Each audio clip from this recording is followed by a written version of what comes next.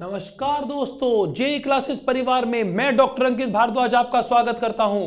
जैसा कि आप सभी जानते हैं, हम अप्लाइड केमिस्ट्री पढ़ रहे हैं और आज इस अप्लाइड केमिस्ट्री के चैप्टर नंबर 3 को आज हम यहां पर स्टडी करने के लिए आए हैं। चैप्टर नंबर 3 यहां पर अगर हम बात करें यूपीबीटी सिलेबस के अकॉर्डिंगली तो चैप्टर का नाम है जल उपचार, मतलब ट्रीटमेंट ऑफ वाटर। हम यहां वाटर के रिगार्डिंग बात करने वाले हैं। तो जितना कि सभी बच्चे लाइव आना स्टार्ट करें इतना मैं ध्यान रखूं आपका, तो ध्यान दीजिएगा बच्चों। जो बच्चे फर्स्ट टाइम आज वीडियोस को देख रहे हैं, हम अभी तक 3 चैप्टर प्रीवियस कंप्लीट करके आए हैं। अगर मैं बात करूं तो एटॉमिक स्ट्रक्चर वाला चैप्टर जो है परमाणु संरचना, उसको हमने कंप्लीट कर लिया है।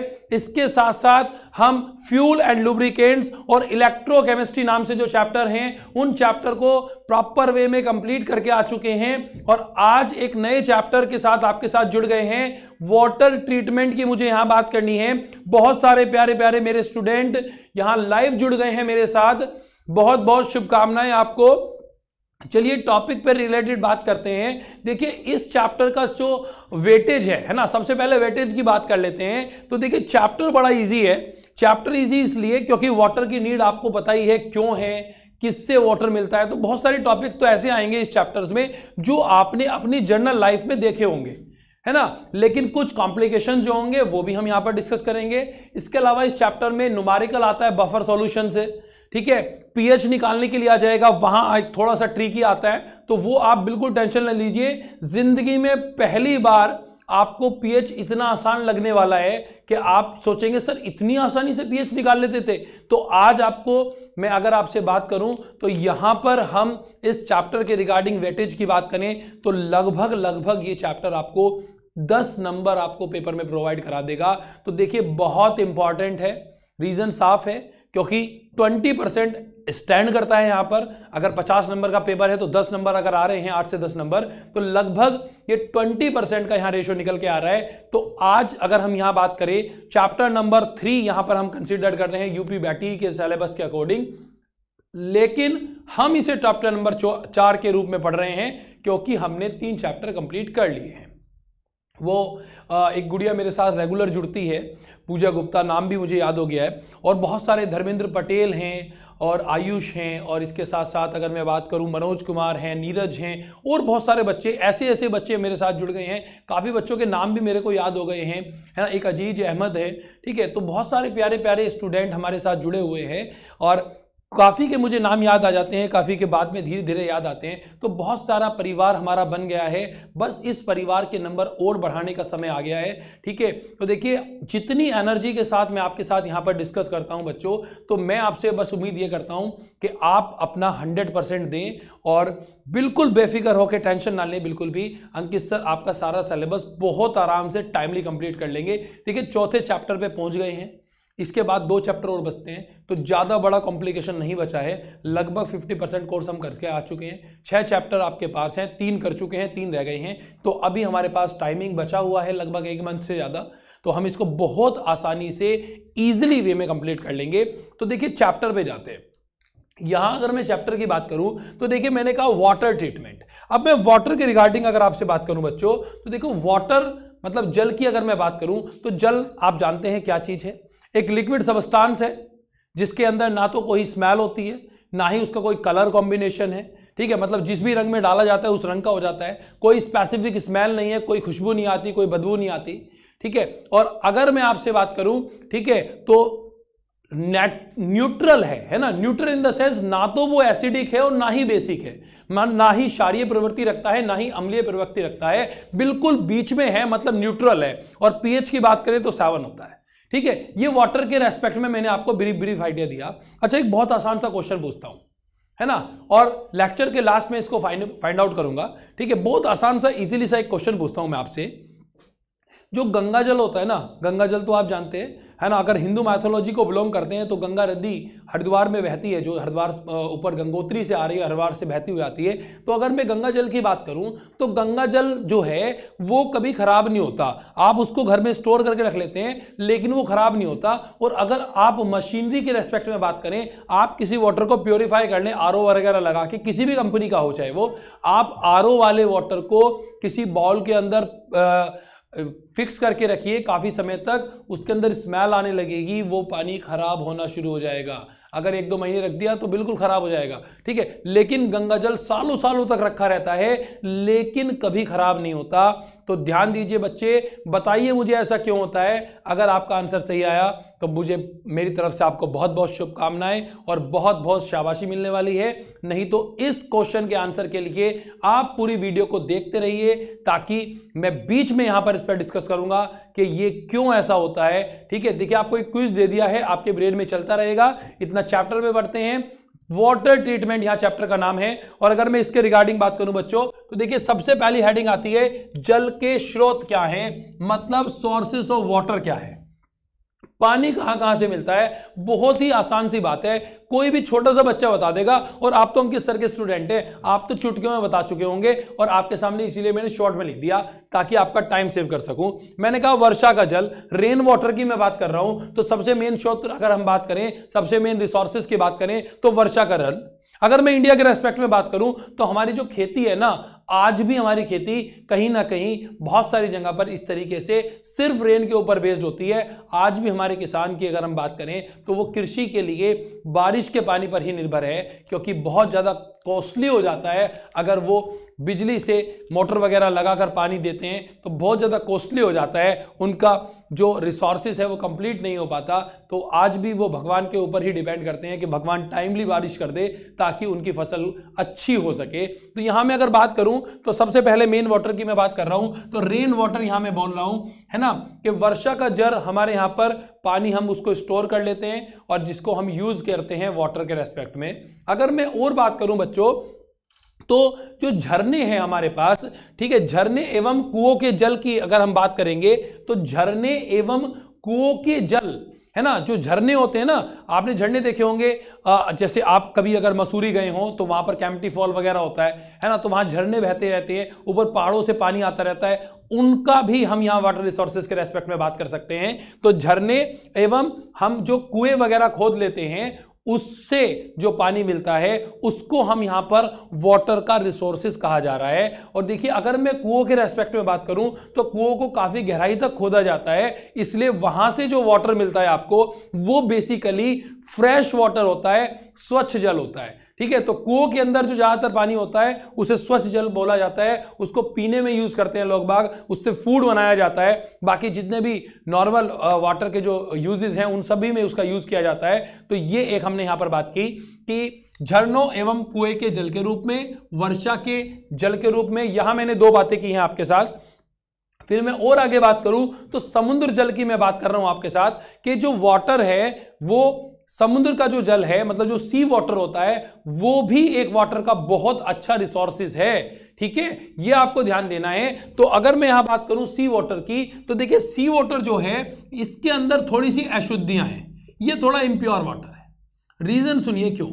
जैसे मैं आपसे बात करूं तो जो भी नदियां, जो भी तालाब या जो भी कुछ है, मतलब जो वाटर के रिसोर्सेज हैं, जैसे नदियां जा रही हैं तो वहां पर बहुत सारी आसपास मतलब आसपास जो फैक्ट्रियां वगैरह होती हैं उनका भी बहुत सारा अपशिष्ट पदार्थ, मतलब जो वेस्ट मटेरियल है वो नदी के पानी में मिल जाता है और नदियां फाइनली आगे जाकर समुद्र में मिल जाती हैं। और जो हमारे घरों से निकलने वाला जो सीवर का पानी है, ठीक है, अगर मैं यहाँ बड़े सिटीज के रेस्पेक्ट में बात करूं तो चलिए सीवर प्लांट होता है, मतलब सीवेज वाटर प्लांट होता है, उसको हम इसी चैप्टर में आगे डिस्कस करने वाले हैं। लेकिन बहुत सारी जगह ऐसी हैं जहां पर डायरेक्टली पानी को नदियों के साथ जोड़ दिया जाता है, घरों से निकलने वाला पानी नदियों में, नालों में बहता हुआ आगे फाइनली समुद्र में पहुंच जाता है। इसलिए समुद्र का पानी बहुत ज्यादा इम्प्योर हो जाता है और वो खारा पानी भी होता है ना, उसको आप हार्ड वाटर भी कंसिडर कर सकते हैं। इसे मुझे आगे आज ही पढ़ाना है, ठीक है।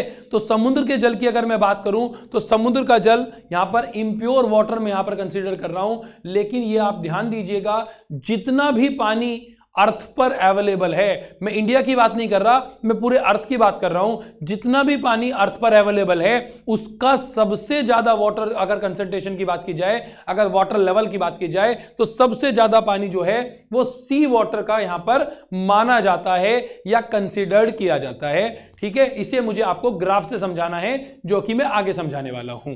ठीक है, यहां तक आपको समझ आ गया होगा।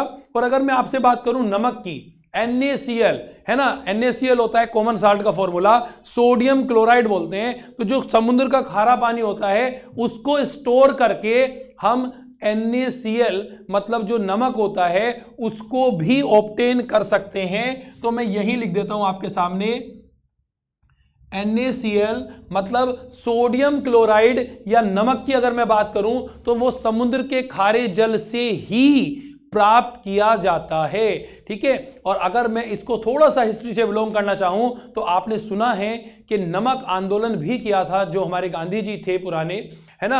अगर हम गांधी जी के रेस्पेक्ट में बात करें, जो हमें जिनको राष्ट्रपिता कंसीडर्ड किया जाता है, उन्होंने नमक आंदोलन किया था, है ना। तो वहां से भी रिलेट कर सकते हैं आप इस बात को। ठीक है, खैर ये हिस्ट्री की बात नहीं यहां पर इनको इन्वॉल्व कर रहे हैं, लेकिन ये सभी लोग जानते थे इसलिए मैंने यहां पर बात की।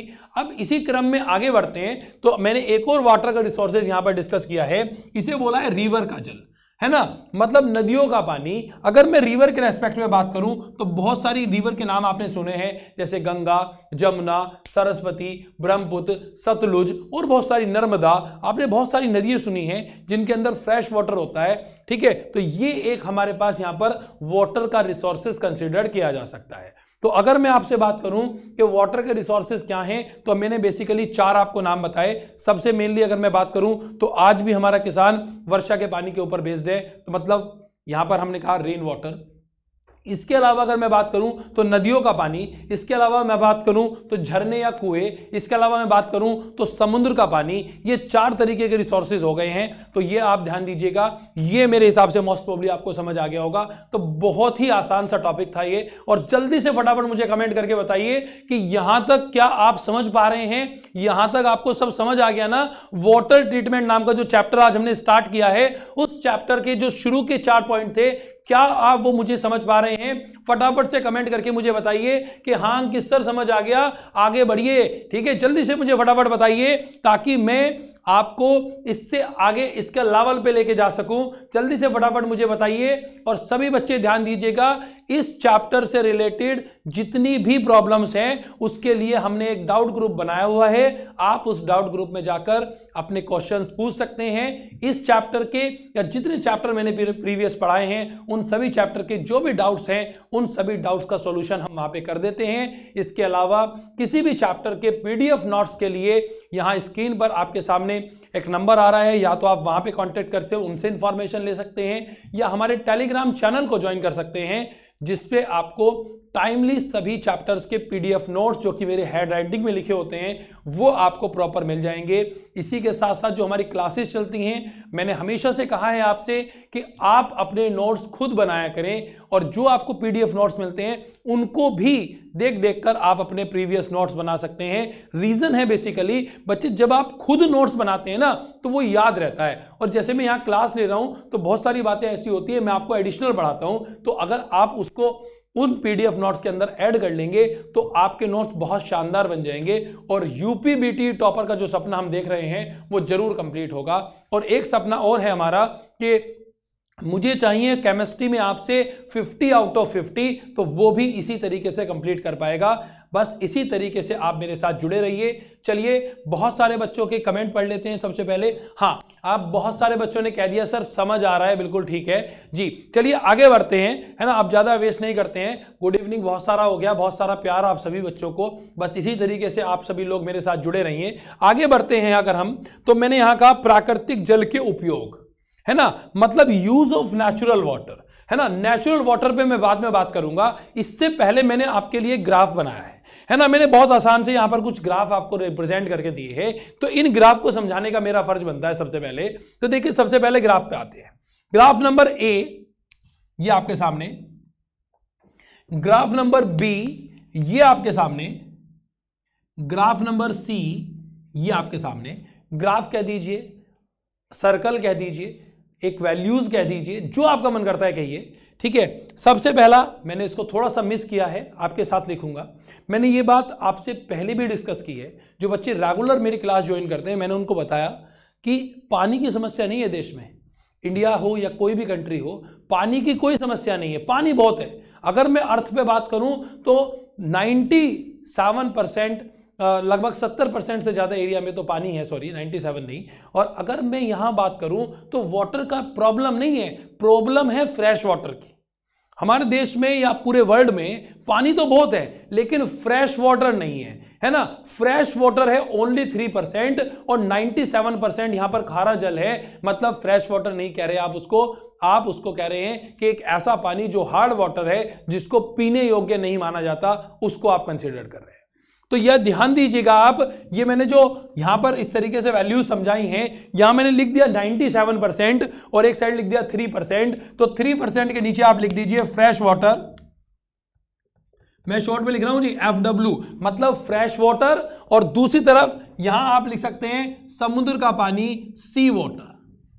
तो 97% तो खारा जल है, समुद्र का पानी है, और सिर्फ ओनली 3% जो वाटर है वो फ्रेश वाटर है, वो पीने योग्य जल है। इसलिए पीने वाले पानी की बड़ी समस्या है। इसीलिए गवर्नमेंट बार बार यहां पर आपसे अपील करती है, आपसे न्यूज में भी ऐड आते हैं, आपको मूवीज देखने जाते हैं वहां पर भी ऐड होता है ना। और इसके अलावा गवर्नमेंट बहुत सारे ऐसे प्रोजेक्ट चलाती है जिससे ये फ्रेश वाटर सरवाइव करे, ये खत्म ना हो जाए। क्योंकि अगर ये खत्म हो गया तो फिर सभी लोगों के लिए बड़ी कंडीशन सही नहीं रहेंगी। क्योंकि अगर मैं केमिस्ट्री से इस बात को जोड़ने की कोशिश करूं बच्चों, तो देखिए वाटर से ही ऑक्सीजन मिली है। तो अगर फ्रेश वाटर नहीं होगा तो ऑक्सीजन नहीं होगी, ऑक्सीजन नहीं होगी तो आप सांस नहीं ले पाएंगे, आप सांस नहीं ले पाएंगे तो मर जाएंगे। ठीक है, तो इसलिए आपको अगर सरवाइव करना है तो फ्रेश वाटर को सरवाइव कराना पड़ेगा, उसको बचाना पड़ेगा। ठीक है, तो आज की क्लास में अगर मैं आपसे अपील करना चाहूं इस ऑनलाइन प्लेटफॉर्म पे, तो सेव वाटर सेव अर्थ यहां पर मैं आपसे बात कर रहा हूं। चलिए आगे बढ़ते हैं। फिर दूसरे ग्राफ की मैं बात करता हूं। तो अब अगर मैं फ्रेश वाटर के रेस्पेक्ट में एक और ग्राफ बनाऊं, ये जो मैं दूसरा आपको रिप्रेजेंट कर रहा हूं, ये सिर्फ फ्रेश वाटर का, मतलब पूरे अर्थ पे जितना टोटल पानी है, ये तो टोटल पानी का था, टोटल वाटर, ये तो टोटल वाटर के लिए मैंने बनाया। अगर मैं फ्रेश वाटर के लिए आपसे एक बात करूं, तो फ्रेश वाटर 3% है। उस 3% का अगर मैं कहूं तो जो आइस कैप्स और ग्लेशियर पर्वत होते हैं, आइस कैप जानते हैं ना आप, जो बर्फ के बड़े बड़े पहाड़ होते हैं, जो ग्लेशियर पर्वत होते हैं, उनसे ये फ्रेश वाटर सबसे ज्यादा मिलता है। ये आपको ध्यान देना है। कितने परसेंट? लगभग 70% के करीब यहां वैल्यूज है। अगर मैं एक्यूरेट वैल्यू बात करूं तो 68.7%। ठीक बात है बच्चे, 68.7% वैल्यूज यहां पर मैं बात कर रहा हूं कि आइस कैप जो ग्लेशियर पर्वत होते हैं उनके थ्रू आपको वाटर मिलता है। जबकि अगर मैं ग्राउंड वाटर की बात करूं, मतलब जो अर्थ पर पहले से ही पानी है, जैसे कुओं के अंदर से जो पानी मिलता है, जैसे नदी से जो पानी मिलता है, वो तो खैर ग्लेशियर पर्वत से ही आ रहा है ना। जो कुओं से, तालाबों से, झरनों से जो पानी मिलता है, उसके रेस्पेक्ट में अगर मैं बात करूं तो उसे मैं ग्राउंड वाटर कंसीडर कर रहा हूं। ये 30% के करीब है। और इसके अलावा 0.9% में अदर रिसोर्सेज मान रहा हूं, ठीक है, जो हमने यहां पर स्किप कर दिए हैं, इनकी वैल्यूज इतनी ज्यादा नहीं है ना। इसके बारे में भी अगले ग्राफ में मैं बात करने वाला हूं। तो मैंने आपसे बताया इस 30% का भी सबसे इंपॉर्टेंट, सबसे ज्यादा वैल्यूज जो आती है, वो इस 30% की सबसे ज्यादा वैल्यूज आती है आपके लिए आइस कैप जो ग्लेशियर पर्वत है। इसीलिए आप एनवायरमेंटल साइंस में पढ़ेंगे बच्चे, ये केमिस्ट्री और बायोलॉजी दोनों का कॉम्बिनेशन है। एनवायरमेंटल साइंस में आप पढ़ेंगे ग्रीन हाउस गैसेज, आप वहां पर पढ़ेंगे ग्लोबल वार्मिंग, ये जो टेम्परेचर बढ़ रहा है, जिसकी वजह से बर्फ के बड़े बड़े पर्वत पिघल रहे हैं, जिसकी वजह से अर्थ जो वाटर है, वाटर का लेवल बढ़ता जा रहा है, नदियों में पानी ज्यादा जा रहा है तो कहीं पर बाढ़ आ जाती है, और समुद्र का वाटर बढ़ता जा रहा है, जो कि एक बड़ी समस्या है। और ग्लोबल वार्मिंग का मेजर रीजन हमारा पॉल्यूशन है। जो हम पॉल्यूशन करते हैं, प्रदूषण करते हैं, उसकी वजह से ग्लोबल वार्मिंग हो रही है। इसके बारे में एनवायरमेंटल साइंस में पढ़ेंगे। ठीक है, मुझे ही पढ़ानी है बच्चे, आप बिल्कुल टेंशन मत लीजिए। एनवायरमेंटल साइंस जो आपके फर्स्ट सेमेस्टर में आ रही है, वो भी मेरे को ही कराना है। मुझे उसके लगभग 25 से 30 लेक्चर लेने पड़ेंगे। एक महीने में बहुत आसानी से बिल्कुल इजीली वे में कंप्लीट कर लेंगे। उसमें बहुत ज्यादा डायग्राम है, तो डायग्रामेटिकली व्यूज आपके साथ वहां पर शेयर करूंगा और आपको ऐसा लगेगा कि एनवायरमेंट बिल्कुल इजी वे में आपको समझ आ जाएगा। चलिए आगे बढ़ते हैं। अगर मैं यहां बात करूं तीसरे वाले ग्राफ पर या तीसरे वाले डायग्राम पे, तो यहां देखिए मैंने ABC यहां कंसीडर किया है। तो यहां मैंने कहा कि ये जो 0.9% है, ठीक है, इस 0.9% को अगर मैं रिप्रेजेंट करूं कि जो वाटर में यहां कंसीडर कर रहा हूं, तो एक तो झील मैंने यहां पे बोल दिया, इस वाटर का सबसे ज्यादा मात्रा तो झील मतलब जो लेक होती हैं 87% तक तो वो कंसीडर करती हैं। इसके अलावा 2% रिवर कंसीडर करती हैं और इसके अलावा 11% स्वैम्प्स जो एक्स्ट्रा वाटर के जो रिसोर्सेज स्रोत बना लिए जाते हैं वो कंसीडर किए जाते हैं। तो यहां आपको मैंने यहां 3 डायग्रामों से समझाया है कि फ्रेश वाटर कहां कहां कितने % है, इसकी वैल्यूज आपसे पूछ सकता है। और अगर नहीं भी पूछता और नॉर्मल क्वेश्चन आता है तो ये ग्राफ अगर आप बना के दिखा देंगे तो यूपीबीटी सिलेबस के अकॉर्डिंग अगर मैं बात करूं तो एग्जामिनर के ऊपर एक बहुत अच्छा इंपैक्ट जाता है कि बच्चे को बहुत सारे डाटा पता है, तो उससे आपके मार्क्स बढ़ जाते हैं।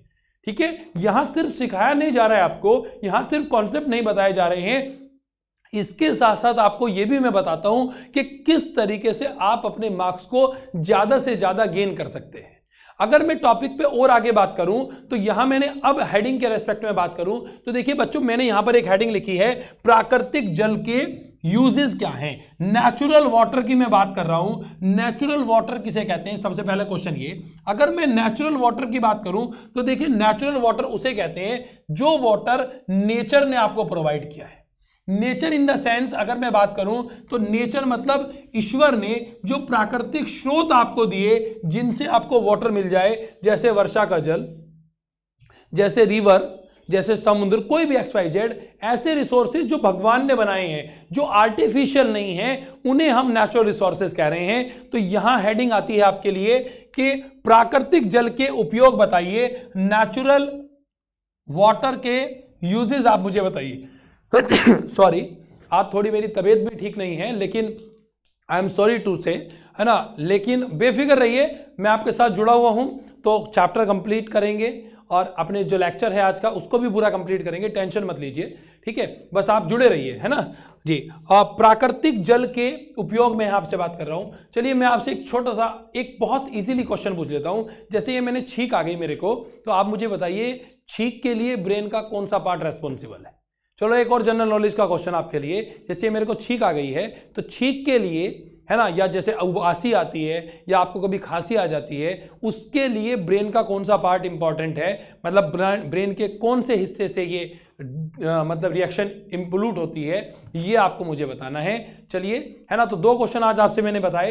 एक क्वेश्चन मैंने आपसे पूछा था कि गंगा जल का वाटर जो है वो कभी खराब नहीं होता, गंगा जल इज प्योर बिकॉज ऑफ। तो मैंने आपसे कहा था वीडियोस में लगातार मेरे साथ जुड़े रहिए, मैं आपको बीच में इसका आंसर बताऊंगा।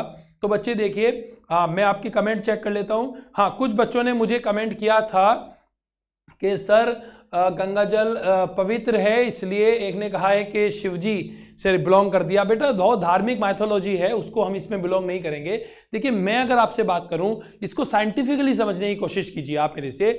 एक्चुअल में जो गंगा जल है, मतलब जो गंगा जी के अंदर वाटर है, वो आ रहा है गंगोत्री से, है ना। अगर हम बात करें गंगोत्री से, हिमालय से आ रहा है और वहां पर एक प्लांट पाया जाता है। अगर मैं बात करूं उस प्लांट को, क्योंकि यहाँ आप फिजिक्स के बच्चे हैं, केमिस्ट्री के बच्चे हैं, मैथमेटिक्स के इंजीनियर हैं आप, तो आप प्लांट पे मत जाइए, आप बेसिकली बस ये बात याद रखिए कि ये जहां से गंगा जल निकल रहा है, वो जो वाटर है, उस वाटर के अंदर एक प्लांट पाया जाता है जिसको एल्गी या शैवाल कहते हैं। ब्लूबर्डीन है, मैं उसका नाम नहीं आपसे कंसीडर कर रहा हूं, ठीक है। तो वो जो एल्गी है, वो जो शैवाल है, उसकी प्रॉपर्टी है कि वो जिस पानी में पाया जाता है उस पानी को प्योरीफाई करता रहता है साथ साथ, इसीलिए गंगा जल कभी खराब नहीं होता। आप उसको बॉटल में रख लेते हैं तो बॉटल में रखने के बाद भी वो अपनी प्रॉपर्टी दिखाता रहता है और वाटर को प्योर करता रहता है। जबकि अगर मैं यहां पे बात करूं कि अगर आप आरओ के वाटर मतलब की बात करते हैं तो वो प्योर नहीं है, क्योंकि उसमें से वो एल्गी वगैरह निकल गई है। अगर आप गंगा जल के पानी को आरओ मशीन में क्लेरिफाई कर फिर बॉटल में बंद करके रखेंगे तो वो खराब हो जाएगा, ठीक है, क्योंकि आपका जो मशीन है आरओ की मशीन जो है वो उसको भी निकाल देगी वहां से एल्गी को, उसको भी क्लैरिफाई कर देगी। तो ये मैंने आपको आज की क्लास से पहले क्वेश्चन पूछा था, वो मैंने आपसे बता दिया। अब टॉपिक पे दोबारा बढ़ते हैं। प्राकृतिक जल के उपयोग की बात कर रहा हूं, यूज ऑफ नेचुरल रिसोर्सेज की बात कर रहा हूं। तो अगर मैं यहां बात करूं बच्चों, तो देखिए क्या क्या यूज मैंने यहां कहा। नंबर पहला यूज मैंने आपसे कहा कृषि के लिए यूज किया जाता है, मतलब सिंचाई करने में। और बहुत सारे जो बच्चे जो हैं वो गांव के परिवेश से जुड़े हुए हैं, ग्रामीण लोग तो बिल्कुल इसीलिए इस बात को समझ सकते हैं। और इतनी तो कॉमन सी बात है, ये तो शहर के बच्चे भी समझ सकते हैं कि जो सिंचाई कर रहे हैं, मतलब जो फसलों को उगाने के लिए वाटर की नीड है, वहां पर पानी की बहुत इंपॉर्टेंस है। क्योंकि कोई भी फसल, कोई भी क्रॉप बिना पानी के सर्वाइव नहीं करेगी। पानी तो आपको उसे प्रोवाइड करना पड़ेगा, या तो ईश्वर आपकी हेल्प करे कि बारिश कर दे तो पानी मिल जाए, अदरवाइज आपको मोटर वगैरह लगाकर, है ना, ट्वेल वगैरह से उसको पानी प्रोवाइड कराना पड़ेगा। ठीक है, या फिर अगर आपके जो खेत हैं वो नदी के आसपास हैं तो वहां से भी रास्ता बना लिया जाता है, जिनको यूज कर लिया जाता है वाटर को यहाँ पर सिंचाई करने में। तो खेती के कामों में यहाँ पर यूज किया जाता है नेचुरल रिसोर्सेज का। इसके अलावा अगर इसी क्रम में आगे बढ़ूं तो देखिए मैंने कहा घरेलू कार्यों में, है ना, घरेलू कार्यों में भी आप इसका यूज करते हैं। मतलब जो डोमेस्टिक वर्क है हमारे घरों के, जैसे खाना बनाना, जैसे कपड़े धोना, जैसे साफ सफाई करना, ठीक है, इन सभी चीजों में पानी की नीड होती है। और जो लोग जानवरों को पालते हैं, जैसे किसी ने गाय भैंस वगैरह पाल रखी है, तो गाय भैंस को नहलाने में, आप अपने आप भी नहाते हैं, बात करते हैं, है ना, उसमें, है ना, इन सभी चीजों में यहां पर वाटर की इंपॉर्टेंस का पता सभी को है। लेकिन मैं आज आपसे यहां पर बिल्कुल अपील करना चाहूंगा ऑनलाइन प्लेटफॉर्म पे कि कोशिश करें आप कि ज्यादा से ज्यादा फ्रेश वाटर को सेव करें। देखिए ये हमारे देश का एक तरीके से बहुत ड्रॉबैक मैं कह सकता हूं, ठीक है, ड्रॉबैक इन द सेंस ऐसा कि जैसे अगर मैं यूपी के रीजन में बात करूं, नॉर्थ यूपी की मैं बात कर रहा हूं, यहाँ पे वेस्ट यूपी की, सॉरी नॉर्थ यूपी नहीं, वेस्ट यूपी की मैं बात कर रहा हूं। तो वेस्ट यूपी में बच्चों देखिए बहुत आसानी से पानी अवेलेबल है, फ्रेश वाटर। और हमारे यहाँ पर लोग बाग क्या करते हैं कि सभी कार्यों में फ्रेश वाटर का यूज करने लग जाते हैं। जबकि मेरी रिक्वेस्ट है कि फ्रेश वाटर को आप प्रिजर्व कीजिए और ज़्यादा से ज़्यादा वाटर को प्रिजर्व कीजिए, नहीं तो ये पानी खत्म हो जाने वाला है। ठीक है, आप आगे बढ़ते हैं।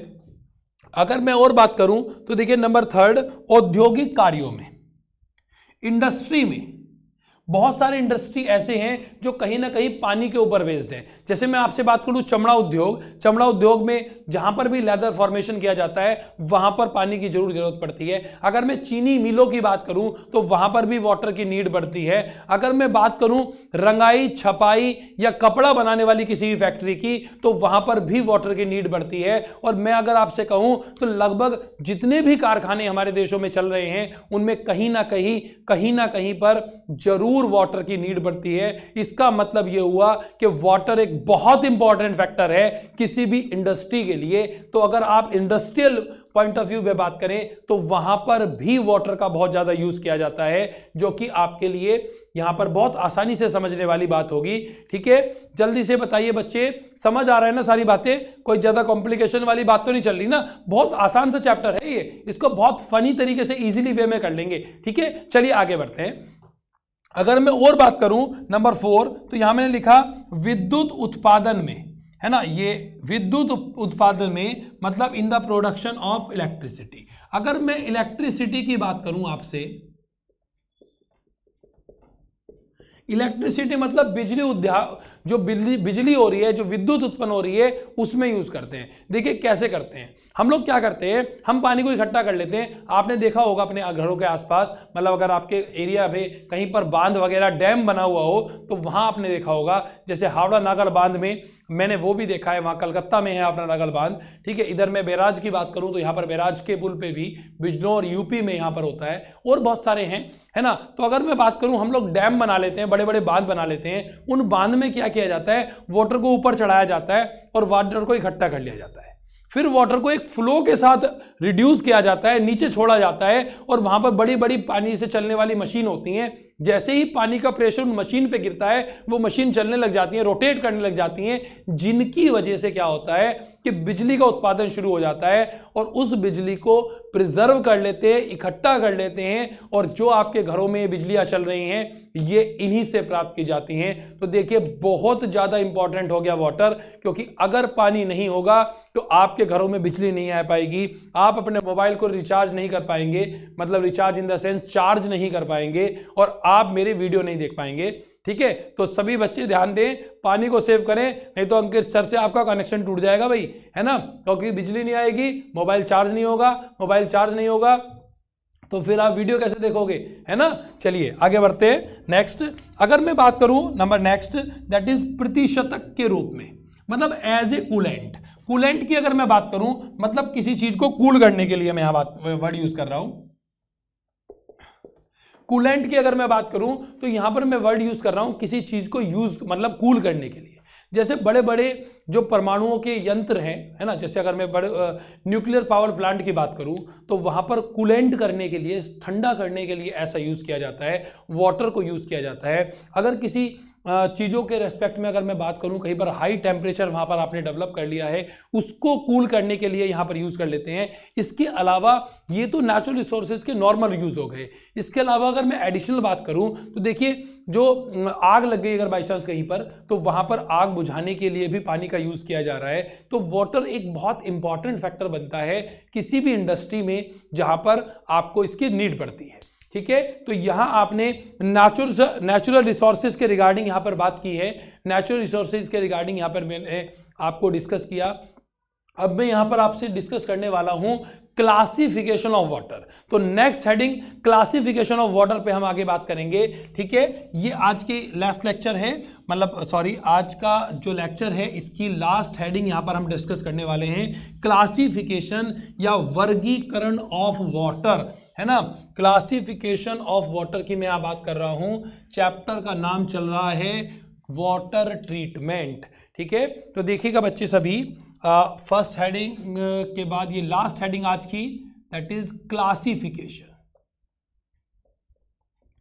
क्लासिफिकेशन ऑफ वाटर, जल का वर्गीकरण।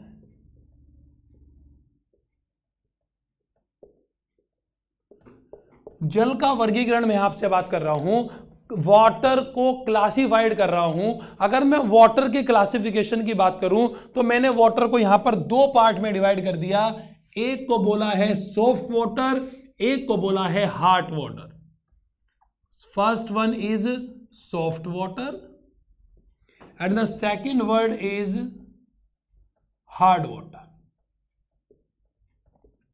तो सॉफ्ट वाटर और हार्ड वाटर की मैं बात कर रहा हूं आपके साथ कि पानी को मैंने दो पार्ट में डिवाइड कर दिया, मृदु जल और कठोर जल। मृदु जल और कठोर जल, तो मैं यहां दोनों लैंग्वेज में लिख देता हूं आपको, है ना। ये आपका मृदु जल और ये आपका हो गया जी कठोर जल। मृदुल ऐसे कुछ लिखते हैं, है ना, मृदुल जल, ये थोड़ा मिस्टेक कर सकता है, मृदुल जल। ठीक है, मृदुल जल और कठोर जल। ठीक है, यहां मैंने आपसे बात की फ्रेश वाटर के रिगार्डिंग। अगर हम बोलना चाहें तो एक ऐसा जल जिसके अंदर अगर आप साबुन यूज करते हैं तो बहुत ज़्यादा जल्दी से साबुन घुल जाता है, मतलब साबुन बहुत ज़्यादा अच्छे झाग देता है, उसको आप सॉफ्ट वाटर बोलते हैं। और अगर मैं ये कहूँ आपसे कि एक ऐसा वाटर जिसके अंदर जब आप साबुन से यूज करते हैं तो वो एक ज़्यादा झाग नहीं देता है, उसको आप बोलते हैं यहाँ पर कठोर जल। अगर हम सॉफ्ट वाटर या मृदुल जल की बात करें तो मृदुल जल पीने योग्य पानी होता है, जबकि हार्ड वाटर की अगर मैं बात करूं तो हार्ड वाटर को पीने में यूज नहीं किया जा सकता, it is not the drinking water. ठीक बात है, तो ये आप ध्यान दीजिएगा। मैंने यहाँ पर क्लासिफाई किया है किसको, वाटर को। वाटर को मैंने दो पार्ट में बांट दिया, यहां पर मैंने आपसे बोला है सॉफ्ट वाटर और हार्ड वाटर, और ये भी आपको मुझे आगे बताना है कि कोई वाटर सॉफ्ट वाटर क्यों है, कोई वाटर हार्ड वाटर क्यों होता है। तो अगर मैं इसी क्रम में आपसे आगे बढ़ूं तो देखिए, कोई वाटर सॉफ्ट वाटर इसलिए है क्योंकि उसके अंदर ऐसा कोई भी अकार्बनिक यौगिक नहीं है जो वाटर को इम्प्योरीफाई करने के लिए रेस्पॉन्सिबल हो, और फ्रेश वाटर की बायोलॉजिकल ऑक्सीजन डिमांड जो बीओडी होती है वो भी कम होती है, जबकि कठोर वाटर की जो बीओडी होती है, बायोलॉजिकल ऑक्सीजन डिमांड होती है, वो बहुत ज्यादा पाई जाती है। और यहां मैं एक वर्ड यूज कर रहा हूं, बायोलॉजिकल ऑक्सीजन डिमांड, है ना। ये केमिस्ट्री का ही टॉपिक है, मैं बायोलॉजी में नहीं जा रहा हूं। बायोलॉजिकल ऑक्सीजन डिमांड की डेफिनेशन बता देता हूं आपको, है ना। यहीं पर देख लीजिए आप, मैंने आपसे कहा BOD,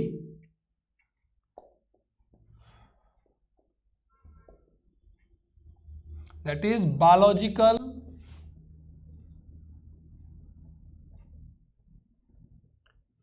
oxygen demand. Biological oxygen demand की मैं बात कर रहा हूं, बीओडी की मैं आपके साथ बात कर रहा हूं। तो अगर मैं बीओडी की बात करूं तो किसी भी पानी को, है ना, हम 1 लीटर में नापते हैं जी, 1 लीटर वाटर को प्योरीफाई करने के लिए जितनी ऑक्सीजन की डिमांड होती है उसे उसकी बायोलॉजिकल ऑक्सीजन डिमांड कहते हैं। किसी वाटर को प्योरीफाई करने के लिए जितनी ऑक्सीजन की डिमांड होती है उसे उसकी बायोलॉजिकल ऑक्सीजन डिमांड कहते हैं, और जितना पानी इंप्योर होगा उसकी बायोलॉजिकल ऑक्सीजन डिमांड उतनी ज्यादा होगी। ध्यान दीजिएगा आप, जितना ज्यादा वाटर प्योर होगा उसकी बायोलॉजिकल ऑक्सीजन डिमांड उतनी कम होगी, और जितना ज्यादा इंप्योर होगा, जितना ज्यादा गंदा पानी होगा, उसकी बायोलॉजिकल डिमांड उतनी ज्यादा होगी, क्योंकि फ्रेश वाटर को प्योरीफाई करने के लिए कम ऑक्सीजन चाहिए, जबकि इंप्योर वाटर को प्योरीफाई करने के लिए ज्यादा ऑक्सीजन की डिमांड चाहिए होती है। इसलिए आपको ध्यान देना है, आपसे 1 नंबर में यह भी पूछ सकता है कि बीओडी की फुल फॉर्म बताइए। तो मैंने आपके सामने लिख दिया है बायोलॉजिकल ऑक्सीजन डिमांड। मैं यहां बोल रहा हूं किसी वाटर को प्योरीफाई करने के लिए जो ऑक्सीजन की डिमांड है उसे मैं यहां बोल रहा हूं। आई थिंक सो आपको आज के लेक्चर की बातें ये सारी समझ आई होंगी। ये आप मुझे फटाफट से जल्दी से कमेंट करके बताइए कि क्या आप ये सारी बातें समझ गए हैं। देखिए, आज के लेक्चर में अगर मैं बात करूं बच्चों आपसे, तो आज के लेक्चर में हमने बहुत इजी टॉपिक पढ़ा है, ज्यादातर बच्चों को आता होगा। मैंने सबसे पहले आपको बताया कि पानी जो है, जो जल है, उसके स्रोत क्या है, उसके रिसोर्सेज क्या हैं, कहां कहां से आपको पानी मिलता है। फिर मैंने ग्राफ के माध्यम से आपको यह समझाया कि कितना फ्रेश वाटर है, कितना झरनों से मिलता है, कितना नदियों से मिलता है, कितना समुद्र के अंदर वाटर है। फिर मैंने ग्राफ के रेस्पेक्ट से आगे बढ़कर आपको नेचुरल वाटर के रिसोर्सेज बताए। रिसोर्सेज के साथ साथ ये बताया कि इनके यूजेस कहाँ हैं, कहाँ कहाँ आप इसको यूज करते हैं वाटर को, ये मैंने आपसे बात की है। इसी क्रम में आगे बढ़ते हुए मैंने आपसे बताया कि जब जल को वर्गीकृत किया गया तो हमने जल को 2 पार्ट में बांट दिया, एक को बोला सॉफ्ट वाटर और एक को बोला हार्ड वाटर, है ना। सॉफ्ट वाटर और हार्ड वाटर मैंने यहां पे आपको समझाया, और इसी के साथ साथ मैंने आपको यह भी बात बताई कि बायोलॉजिकल ऑक्सीजन डिमांड किसको बोलते हैं। तो सभी बच्चे आप मुझे फटाफट से कमेंट करके बताइए कि क्या आप इस बातों को समझ पा रहे हैं, क्या आपको समझ आ गया कि जो जो आज मैंने पढ़ाया है वो आपको समझ आया है। अगर मैं कल के रेस्पेक्ट में बात करूं तो कल के लेक्चर में हमें बच्चों क्या पढ़ना है, कल हम यहां पे पढ़ेंगे साबुनीकरण, मतलब साबुन कैसे बनाया जाता है, और यहां पर वाटर से रिगार्डिंग और टॉपिकों पर भी आगे बढ़ेंगे। कल हमें साबुनीकरण पढ़ना है, इसके अलावा पीएच पे बात करेंगे, इसके अलावा आगे जाकर अगर हम बात करें तो बफर सॉल्यूशन, जो बफर विलियंस हैं, उसके रिगार्डिंग भी कल के लेक्चर में मैं आपसे डिस्कस करूंगा, जहां पर हमें बहुत सारी बातें इंपॉर्टेंट सीखने को मिलेगी।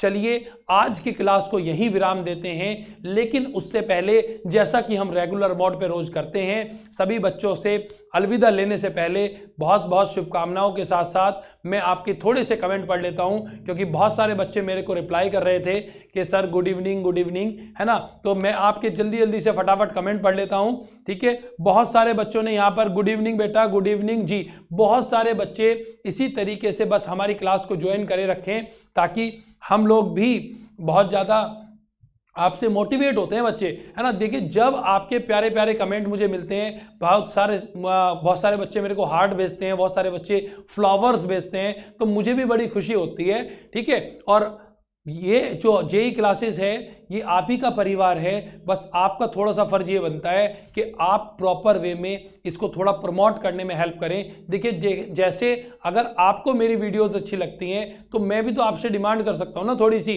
मेरी डिमांडिंग बस इतनी है कि इस चैनल को आप ज़्यादा से ज़्यादा सब्सक्राइब करवाइए, जो भी आपके स्टूडेंट जानकार हैं, या फिर अगर मैं इसके रिगार्डिंग और बात करूं तो वीडियोस को शेयर आउट कीजिए ताकि ज़्यादा से ज़्यादा बच्चों को बेनिफिट्स मिल सके, ताकि ज़्यादा से ज़्यादा बच्चों के साथ अंकित सर जुड़ सकें, है ना। अब तो मेरा हक बनता है आपसे मांगने का, है ना, और ज़्यादा कुछ नहीं मांग रहा हूं, बस सिर्फ इतना मांग रहा हूं कि देखो जितनी एनर्जी के साथ मैं पढ़ाता हूं, जितनी मेहनत मैं आपके साथ करता हूं, बस आप एक तो पढ़ाई पे फोकस कर मुझे रिजल्ट दे और साथ साथ इस परिवार को थोड़ा सा बढ़ा दे, ये मेरा आपसे अनुरोध है, ठीक है। और आज की क्लास को यहीं पर विराम देते हुए मिलते हैं कल सेम टाइम पर इस चैप्टर के अगले कुछ इंपॉर्टेंट पोर्शंस के साथ। धन्यवाद। जय हिंद, जय भारत।